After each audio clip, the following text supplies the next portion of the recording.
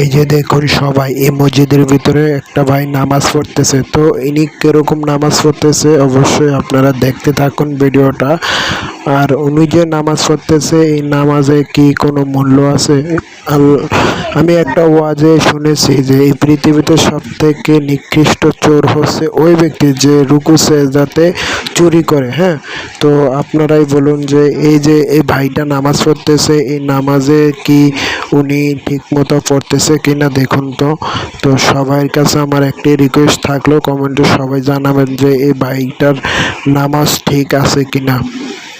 তো দেখতে থাকুন। যদিও এই বিষয়ে আমি ওরকম ভিডিও করাটা ঠিক হয়নি, তারপরেও আমি ভিডিওটা করতে বাধ্য হলাম যে এরকম নামাজ পড়ার কোনো নিয়ম আছে কিনা ইসলামে। হ্যাঁ, তো আমিও একজন ইসলাম ধর্ম, আমিও একজন মুসলিম। তো আলহামদুলিল্লাহ, তো এই যে নামাজটা পড়তেছে অনেক দিন যাবৎ দেখছি ওনার নামাজ এরকম।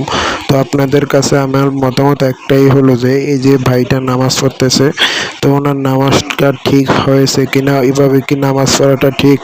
আল্লাহ আমাদের সবাইকে সঠিকটা বোঝার তৌফিক দান করুক, আমিন। আর হ্যাঁ, এই পৃথিবীতে অবশ্যই আপনি আর যাই কিছু করেন না কারণ নামাজটা একটু ঠিক মতো পড়ার চেষ্টা করেন।